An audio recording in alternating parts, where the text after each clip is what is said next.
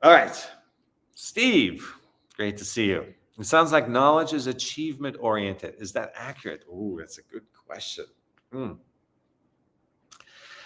So, fundamentally, we should be using our brain, and not the brain using us. It tends to be the latter, that the mind is in the driver's seat in everything that we do. We can't even take a shower, which is a beautiful, steam, soap, clean, hot water, or cold showers, wakening up, whatever it is, environment. Yet we rarely really experience the pleasure of that, because we're already thinking about what we have to do when we get out. So the mind is, definitely, the way we're raised, especially in the West, is in the driver's seat. It's the dominant force behind our life experience.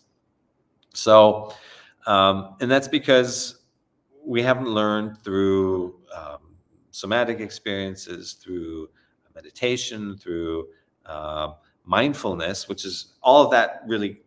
Mindfulness connects us back to our senses, is to live through our senses, to have at least 30 to 50% of our awareness that we walk through life with connected at all times to our sensations in our bodies. So those are the ones that are telling us this resonates, this doesn't resonate. So because we're so disembodied in a way, we're so dependent on that mind to make sense of everything, to predict everything, to control everything in our life.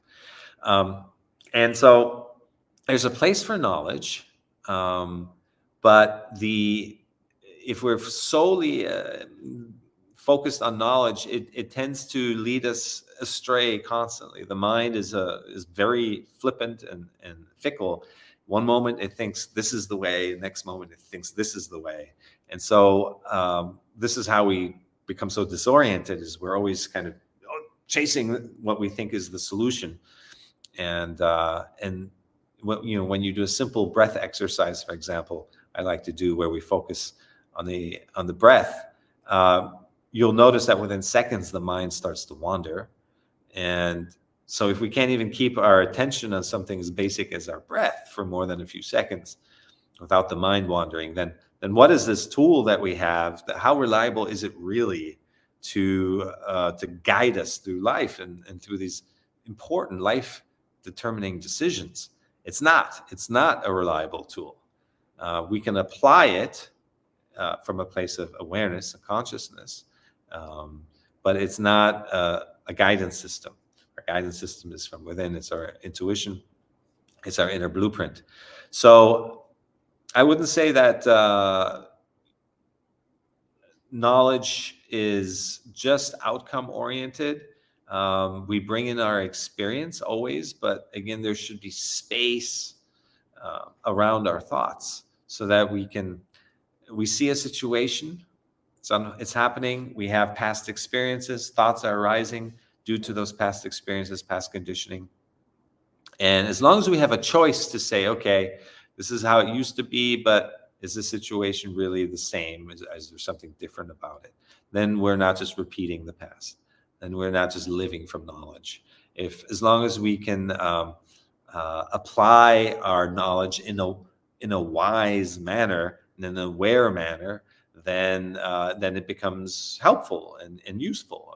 You don't repeat mistakes, or you know solutions that, maybe partial solutions that will help you deal with a particular situation. Now, not just blindly repeating stuff from knowledge, but to use that knowledge as a, data bank, of, experiences that you can pull in with awareness, and then, help it shape the situation.